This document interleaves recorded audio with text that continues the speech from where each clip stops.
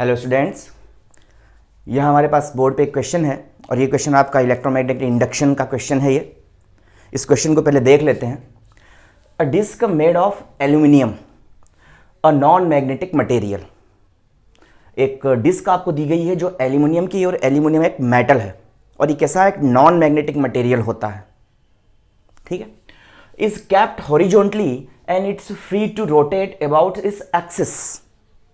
एक इस तरह से इसको हॉरिजॉन्टली रख दिया गया है, इस आपकी डिस्क को ऐसे, और ये डिस्क इस तरह से मूव होने के लिए, इस तरह से मूव करने के लिए पूरी तरह से कैसी है, फ्री है। अब हम क्या करते हैं कि एक मैग्नेट लेते हैं, और ये मैग्नेट क्या है आपका, इसका नॉर्थ पोल नीचे, साउथ पोल ऊपर की तरफ है। तो ये मैग्नेट मैं यहां पर ला करके रख देता हूं, और यहां ध्यान रखना है इसको हमें इस मैग्नेट को अबव रखना है, किसी पॉइंट पर टच नहीं करना इसके डिस्क के। इसको अपन ऐसे ला करके इसके अबव इस मैग्नेट को रख देते हैं। The disc away from its axis on revolving the magnet about the axis of disc the disc will. जब हम इस मैग्नेट को ऐसे रोटेट करेंगे, मतलब मुझे इस मैग्नेट को ऐसे रोटेट करना है, ऐसे ऐसे घुमाऊंगा मैं इस मैग्नेट को ऐसे चारों तरफ ऐसे, मतलब आपकी जो डिस्क है ना, वो डिस्क आपकी ऐसे रखी हुई है, डिस्क ऐसे, और ये जो मैग्नेट ले रहा हूं ना मैं, इस मैग्नेट को मैं ऐसे ऐसे रिवॉल्व कर रहा हूं इसके ऊपर इस तरह से। तो ये चार ऑप्शन है, इन चारों ऑप्शंस में से कौन सा ऑप्शन आपके पास सही होगा?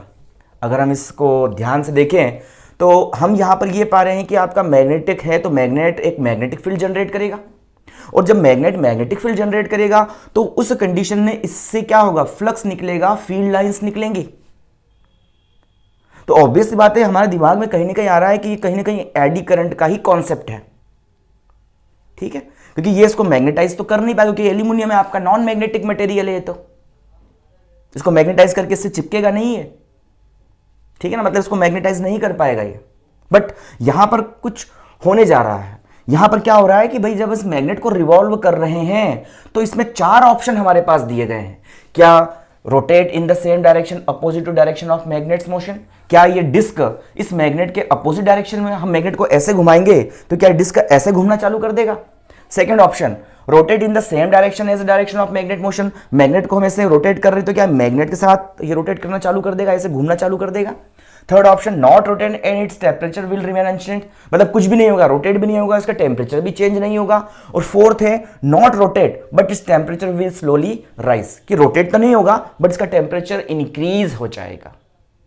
तो यहां पर हम इस चीज को सॉल्व करते हैं, तो इसके लिए सबसे पहले हम एक कॉन्सेप्ट यहां देख लेते हैं, एडी करंट। ठीक है, एडी करंट का कॉन्सेप्ट यहां पर लगेगा। तो एडी करंट क्या होता है, इसको अपन डिस्कस कर लेते हैं। पहले थोड़ा समझाता हूं एडी करंट के बारे में क्या है। भाई एक तो होता है लेंज का रूल। भाई फैराडे ने अपना सेकंड लॉ दिया था, उसने कहा था इलेक्ट्रोमोटिव फोर्स जनरेट होता है और वो फ्लक्स में जो चेंज होता है ना, इस फ्लक्स में चेंज को with respect to time oppose करता है।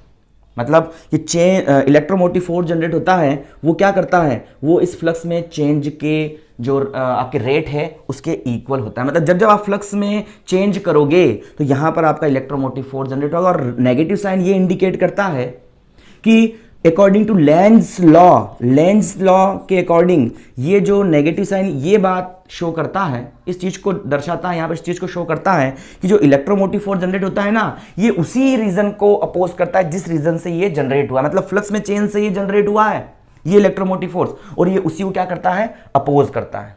इसका मतलब कि अगर अपन फ्लक्स बढ़ाएंगे, इंक्रीज करेंगे, तो इलेक्ट्रोमोटिव फोर्स उसको अपोज करेगा, और मैं फ्लक्स अगर डिक्रीज करूंगा तो इलेक्ट्रोमोटिव फोर्स अगेन उसको अपोज करेगा।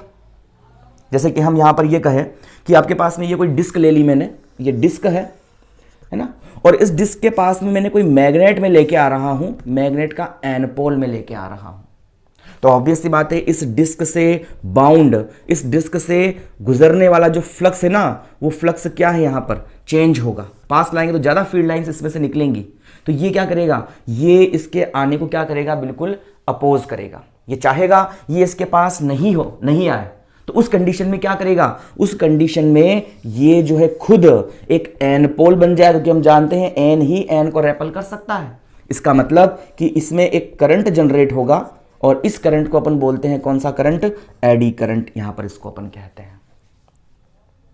जब हम इस मैग्नेट को इससे दूर ले जाएंगे इस डिस्क से, तो फील्ड लाइंस क्या होंगी, डिक्रीज होंगी आपकी, देखो डिक्रीज हो गई फील्ड लाइंस यहां से। तो ये क्या करेगा, ये फिर से चाहेगा कि ये इस डिक्रीज ना हो फ्लक्स इससे, तो ये फिर से क्या करेगा, इस फ्लक्स के डिक्रीज होने को अपोज करेगा, इसका मतलब इसके दूर जाने को अपोज करेगा। और ये डिस्क ऐसा तभी कर पाएगा जब ये क्या बन जाए, खुद ही एक साउथ पोल यहां पर बन जाए। साउथ पोल बन जाएगा, इसका मतलब इसमें फिर से करंट जनरेट होगा जिसकी डायरेक्शन अब क्लॉकवाइज होगी। तो हर बार ये क्या करेगा, ये मेटल जो आपका डिस्क है ये हर बार इसको अपोज करेगा और एक इलेक्ट्रोमोटिव फोर्स जनरेट करेगा। मैं इसको और ज़्यादा टेक्निकल टर्म में अगर कह सकता हूं तो अकॉर्डिंग टू मैक्सवेल्स इक्वेशन में लिख सकता हूं इसको linear integration of electric field, ठीक है, E dot D L is equal to electromotive force.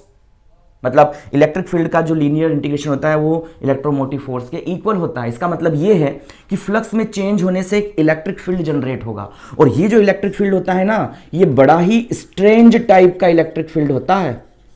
और सबसे बड़ी बात है कि ये electric field non conservative nature का होता है, नॉन कंजर्वेटिव नेचर का होता है। मतलब कि ये पाथ पर बिल्कुल क्या करता है, डिपेंड करता है, डिपेंड ऑन पाथ। और साथ ही साथ हम ये कह सकते हैं कि इसका जो वर्क होता है क्लोज पाथ के लिए, वो वर्क कभी भी जीरो नहीं होता। हमने पहले भी बात करी है चार्ज के लिए भी, हमने कहा है चार्ज भी अपने चारों तरफ क्या करता है, एक इलेक्ट्रिक फील्ड को जनरेट करता है। बट ये जो इलेक्ट्रिक फील्ड चार्ज का जनरेट हुआ है ना, थ्रू चार्ज जनरेट हुआ है, ये इलेक्ट्रिक फील्ड एक तो कंजर्वेटिव नेचर का होता है, और जो एक पूरे क्लोज पाथ में जो वर्क करता है वो जीरो वर्क करता है यहां पर। ये तो ये इलेक्ट्रिक फील्ड थोड़ा डिफरेंट इलेक्ट्रिक फील्ड होता है बिकॉज ऑफ मैग्नेटिक फ्लक्स में चेंज से ये जनरेट हुआ है। अब जैसे कि हम ये कहें कि मैं डिस्क को कुछ ऐसे रख दूं, ऐसे ये डिस्क मैंने रख दिया। अब जब मैं इस मैग्नेट, ये मैग्नेट मैं सामने से देख रहा हूं, अब इसको पहले साइड व्यू बता दिया, अब इसको सामने से ऐसे ऐसे देख, अब ऐसे देख रहा था, अब इसको बिल्कुल ऐसे देख रहा हूं, तो ये बिल्कुल आपका मैग्नेट है। जब मैग्नेट को मैं इस डिस्क के नियर बाय लाऊंगा, तो नियर बाय लाने से होगा क्या, ये डिस्क आपका ऐसे रखा हुआ है in the plane of board, और ये मैग्नेट में ऐसे लेके आ रहा हूं, तो ऑब्वियस सी बात है जब मैग्नेट इसके पास लाऊंगा तो इससे गुजरने वाला, इससे बाउंड फ्लक्स भी क्या होगा, इंक्रीज होगा। और फ्लक्स में जब इसका चेंज होगा तो फ्लक्स में चेंज होने से इलेक्ट्रोमोटिव फोर्स जनरेट होगा, और इस इलेक्ट्रोमोटिव फोर्स से एक इलेक्ट्रिक फील्ड यहां पर जनरेट हो जाएगा, ठीक है। और वो इलेक्ट्रिक फील्ड सपोज करो ये ईच इलेक्ट्रॉन है, मैं सिर्फ बाउंड्री के इलेक्ट्रॉन्स की बात कर रहा हूं, तो इस ईच इलेक्ट्रॉन पर यहां पर ये इलेक्ट्रिक फील्ड जनरेट होगा, और ये इलेक्ट्रिक फील्ड जनरेट होकर के ईच इलेक्ट्रॉन पर जो है यहां पर ई इंटेंसिटी जब हो जाएगी तो F बराबर Q इंटू ई ऐसा होगा ना, तो ईच इलेक्ट्रॉन पर ई फोर्स यहां पर लगने जाएगा इसके अपोजिट डायरेक्शन में। और जब ईच इलेक्ट्रॉन पर अपोजिट डायरेक्शन में फोर्स लगेगा तो ईच इलेक्ट्रॉन इस डायरेक्शन में मूव होना चालू होगा, और इसके अपोजिट क्या होना चालू हो जाएगी, करंट फ्लो होना चालू हो जाएगी, क्योंकि इलेक्ट्रॉन के अपोजिट ही करंट फ्लो होता है। जैसे हम इस इलेक्ट्रॉन की बात करें तो ये इलेक्ट्रॉन ऐसे फ्लो होकर यहां जाएगा, ये इसको आगे की तरफ यहां धकेल देगा, ये यहां पर इलेक्ट्रिक फील्ड है, ये इसको आगे की तरफ धकेल देगा, तो ये इलेक्ट्रॉन जो होंगे ये इस डायरेक्शन में मूव होना चालू हो जाएंगे, तो एक करंट यहां से क्या हो जाएगा, ऐसे फ्लो होना चालू हो जाएगा, और ये इसमें बन जाएगा। अगर मैं इसके अंदर वाले इलेक्ट्रॉन की बात करूं तो अंदर वाला इलेक्ट्रॉन भी क्या होगा, ऐसे मूव होगा इलेक्ट्रिक फील्ड के इफेक्ट से, तो अंदर वाला इलेक्ट्रॉन भी इस तरह से एक करंट को यहां पर क्या कर देगा, जनरेट कर देगा, ऐसे करंट यहां पर बन जाएगा। एक दूसरा तीसरा इलेक्ट्रॉन भी क्या करेगा, इस तरह से करंट जनरेट कर देगा, और इलेक्ट्रॉन क्या होगा आपका, ऐसे मूव होना चालू हो जाएगा, ऐसे घूमना चालू हो जाएगा। इलेक्ट्रॉन ऐसे जाएगा तो करंट ऐसे बहना चालू हो जाएगा, और इसी करंट को अपन बोलते हैं एडी करंट। जब भी एडी करंट यहां पर होता है तो ऑब्वियस सी बात है इसका टेम्परेचर भी थोड़ा इंक्रीज होता है, ये हम इसकी प्रॉपर्टीज में पढ़ चुके हैं। भी हमने कहा है ट्रांसफार्मर की जो क्रोड है वो लैमिनेटेड की जाती है, उसका रेजिस्टेंस इंक्रीज करके हम एडी करंट को क्या कर सकते हैं, इस एडी करंट को डिक्रीज कर सकते हैं। तो ये बिल्कुल हमने वहां पर पढ़ा है और देखा है। तो हमारे पास चार ऑप्शंस हमारे पास में अब आ रहे हैं, तो उन चार ऑप्शंस देखें तो कौन सा ऑप्शन हमारे लिए सही बैठेगा यहां पर। पहला ऑप्शन आपका है rotate in the direction opposite to direction of magnetic motion. क्या ये ऑप्शन हो सकता है, ये ऑप्शन नहीं हो सकता। भले आपको यहां पर नॉन मैग्नेटिक मटेरियल देख के हमें कंफ्यूज कर रहा है थोड़ा सा, ये पैरामैग्नेटिक्स डाईमैग्नेटिक्स इनकी बात करें, डाईमैग्नेटिक मटेरियल अगर होता है ये, तो ये क्या करता है, डाईमैग्नेटिक मटेरियल हायर इंटेंसिटी से लोअर इंटेंसिटी की तरफ जाते हैं, तो हमें लगता है कि अपोजिट डायरेक्शन में घूमना चालू कर देगा, बट ऐसा नहीं है, ठीक है ना। तो यहां पर ये तो एक ऑप्शन आपका गलत हो जाएगा यहां पर, तो ये ऑप्शन आपका हो नहीं सकता। सेकेंड ऑप्शन की बात करें, rotate in the same direction as the direction of magnetic motions. हम क्या कर रहे हैं कि यहां से सपोज करो मैं इतना बड़ा एरिया ले लेता हूं इसका, किसका, इस डिस्क का इतना बड़ा एरिया ले लिया इस डिस्क के ऊपर। ऑब्वियस सी बात है, इससे आपकी फील्ड लाइंस पास होंगी, एन से निकलेंगी और इस डिस्क में इंटर होंगी आकर के ऐसे, और इस एरिया में भी इंटर होंगी। तो ये एरिया क्या करेगा, पहले तो इसको अपोज करेगा। क्यों? क्योंकि इसका फ्लक्स चेंज हो रहा है इसी प्रॉपर्टी से कि फ्लक्स में चेंज को अपोज करेगा और एक इलेक्ट्रोमोटिव फोर्स जनरेट कर देगा, मतलब एडी करंट इसमें जनरेट होना चालू हो जाएगा। बट और इसके चेंज को अपोज करेगा। हम जब एन को आगे ले जाने की कोशिश करेंगे तो ये एरिया जो इसका ये वाला एरिया, हम इसको इस एरिया पे ले जाने की कोशिश करेंगे तो क्या होगा, ये एरिया अपने फ्लक्स चेंज को अपोज करेगा, रोकेगा अपने फ्लक्स चेंज को, और ये चाहेगा कि ये सारा का सारा फ्लक्स इसके अंदर से ही फ्लो होता रहे। तो ये भी क्या करेगा, ये जो है उस डायरेक्शन में इस मैग्नेट के साथ साथ घूमना चालू कर देगा, क्योंकि ये नहीं चाहेगा कि भाई इसकी जो फ्लक्स में किसी प्रकार का कोई चेंज हो। तो ये भी अपने फ्लक्स चेंज को अपोज करेगा और इस मैग्नेट के साथ ही उसी डायरेक्शन में ये जो है एरिया जब घूमेगा, तो एरिया आपका डिस्क के ऊपर है, तो डिस्क भी आपका जो है, जब आप मैग्नेट ऐसे घुमाओगे तो डिस्क भी इस मैग्नेट के साथ साथ में ऐसे ऐसे घूमने लग जाएगा। मतलब कि बिल्कुल है कि rotate in the same direction as the direction of magnetic motion, disc जो है आपका यहां पर घूमना चालू हो जाएगा। यहां पर हमें ये ऑप्शन भी थोड़ा सही लग सकता है, टेम्परेचर विल स्लोली राइज। मैंने कहा था कि जब भी एडी करंट होता है, एडी करंट हमेशा टेम्परेचर को इंक्रीज कर देता है, एडी करंट से टेम्परेचर इंक्रीज हो जाता है, तो एडी करंट यहां टेम्परेचर को भी इंक्रीज कर देता है। बट यहां पर एक चीज ये कह रहा है कि नॉट रोटेट, तो ऐसा तो पॉसिबल है नहीं, क्योंकि बिल्कुल अपोज करेगा इसको दूर ले जाने का, तो ये फ्री है मूव होने के लिए, तो ये भी उसके साथ मूव होना चालू हो जाएगा। टेम्परेचर भी इंक्रीज होगा साथ साथ में थोड़ा बहुत, बट ये घूमेगा भी जरूर। अगर यहां पर ये बोल देता रोटेट एंड इट्स टेम्परेचर भी स्लोली राइज, तो इन सब ऑप्शन में से अपन फिर डी ऑप्शन बिल्कुल सही टिक करते हैं। बट ये डी ऑप्शन बोल रहा है नॉट रोटेट, क्लियरली बोल रखा है इसने, तो ऐसा तो होगा नहीं कि रोटेट नहीं करेगा। इस एडी करंट के कॉन्सेप्ट से ये इसके साथ बिल्कुल रोटेट है ना चालू हो जाएगा according to second law of Faraday's. ठीक है, तो आपका बी ऑप्शन है, यहां पर बी ऑप्शन सही होगा।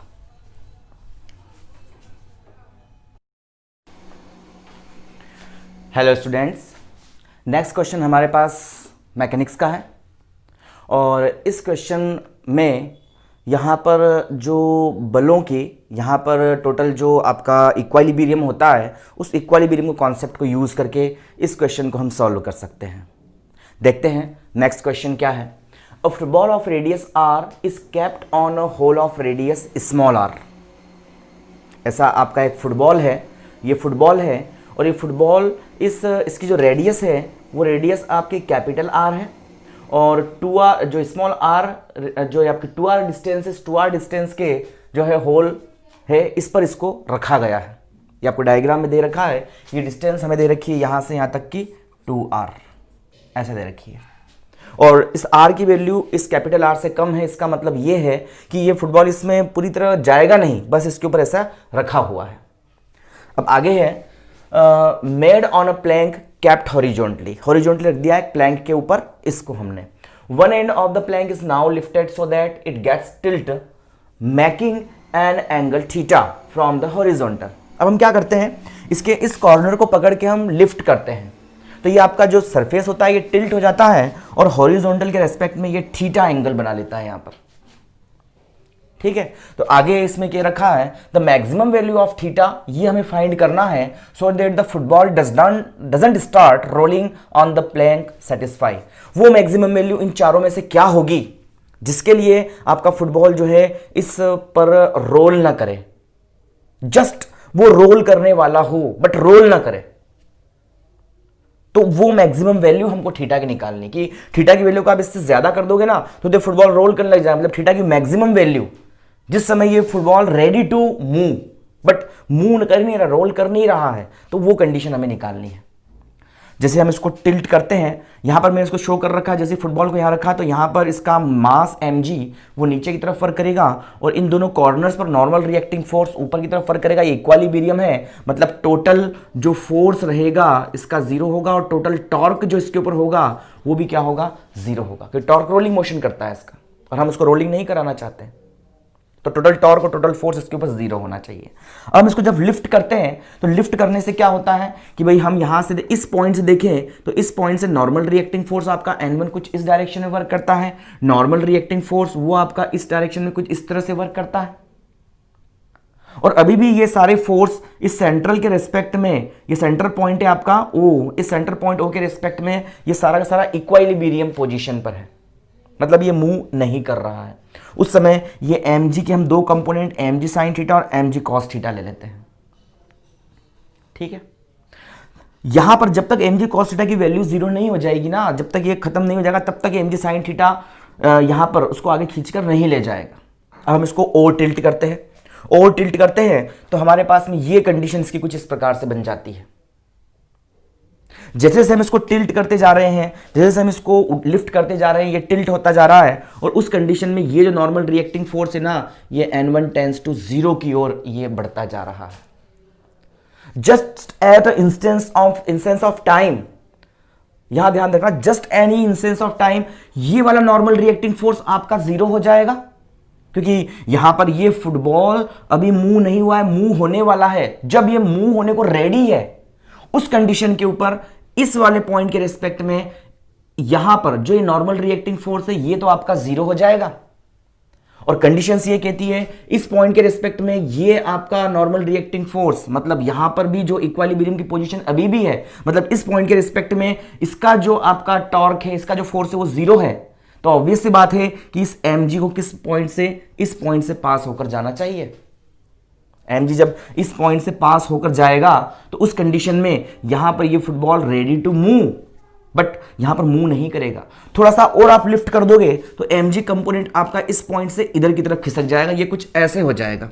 ये जैसे कि ये आपका नॉर्मल रिएक्टिंग फोर्स ऐसे अभी ये इस पॉइंट से गुजर रहा है, लेकिन जैसे आप थोड़ा सा और टिल्ट करोगे तो ये फिर यहां से गुजर जाएगा। इसका कंपोनेंट जो होगा ये उस डायरेक्शन में इसको मूव कराने की कोशिश करेगा और ये उस डायरेक्शन में मूव करना चालू कर देगा। बट जस्ट एट इंसेंस, जब ये जो है टॉपल नहीं हुआ है, ये सिर्फ अभी आपका रखा हुआ है और रेडी टू मूव है, उस कंडीशन पर आपका इस वाले पॉइंट के रिस्पेक्ट में नॉर्मल रिएक्टिंग फोर्स 0 होना चाहिए, 0 है।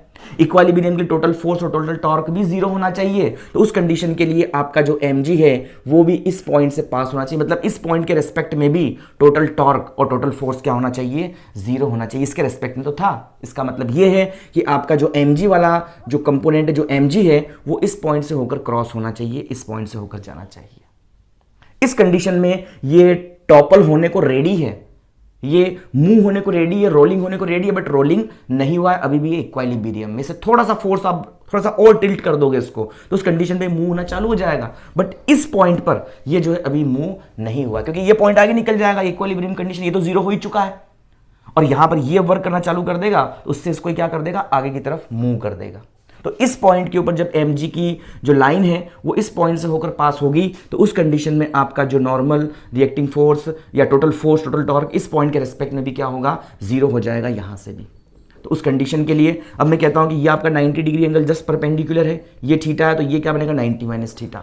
और ये जब 90 माइनस थीटा है तो ये वर्टिकली अपोजिट एंगल है, ये लाइन और ये लाइन क्रॉस कर रही है एक दूसरे को, तो ये भी आपका 90 माइनस थीटा हुआ, ये 90 है, इसका मतलब ये कितना बन जाएगा, आपका थीटा एंगल हो जाएगा। और ये थीटा एंगल मुझे निकालना था, इसी थीटा के रेस्पेक्ट की हमें बात करनी थी कि इन थीटा के रेस्पेक्ट में, इसकी मैक्सिमम वैल्यू के रेस्पेक्ट में इन चारों की वैल्यू में से कौन सी वैल्यू हमारे पास आएगी। तो हम यहाँ सब कहते हैं कि sine theta is equal to कितना बनता है, टेन थीटा की वैल्यू यहाँ से बन नहीं सकती, 2r की वैल्यू यहाँ से हो नहीं सकती, ये वैल्यू यहाँ से हो नहीं सकती, तो हम सिंपल सा देख रहे हैं कि sine theta is equal to perpendicular upon में हाइपोटेनियस। तो ये परपेंडिकुलर आपका जो ये r है, ये लाइन इसके जस्ट सेंटर से होकर पास हो रही है, तो ये r है, ये कैपिटल R है, तो sine theta is equal to r upon capital R, ये इसका राइट आंसर है। कि टेन थीटा उसके बीच से कोई रिलेशन हो नहीं सकता ना, tan theta is equal to base, और बेस आपका है ही नहीं यहाँ पर। ये यहाँ से साइन थीटा, ये वैल्यू भी 2r है और रेडियस अपने को r का ही दे रखा है, ये तो 2r का मतलब बॉल बड़ा हो गया आपका, ये सब पॉसिबल नहीं है। और ये भी 2r है, इसका मतलब ये पॉसिबल नहीं, तो ये दोनों तो वैसे ही पॉसिबल नहीं थे। इन दोनों में से कुछ कंडीशंस दिखी तो हमने इस डायग्राम के थ्रू हमने कहा कि आपका sine theta is equal to r upon r, ये आपका सही आंसर है। मतलब ये थीटा की वो वैल्यू है जिस पर ये बॉल जस्ट टॉपल करने को रेडी है बट टॉपल नहीं हुआ है। इस एंगल से थोड़ा सा एंगल आप ज्यादा कर दोगे तो ये बॉल इस पर मूव करने लग जाएगा। तो ये हमारे पास इक्विलिब्रियम पोजीशन का ये वाला जो है आपका होता है। 2 क्वेश्चंस थे हमारे पास, उन दोनों क्वेश्चंस को हमने सॉल्व कर लिया है। 2 क्वेश्चन दिए गए थे, उनको यहाँ पर सॉल्व करके आपको दिखा दिया गया है।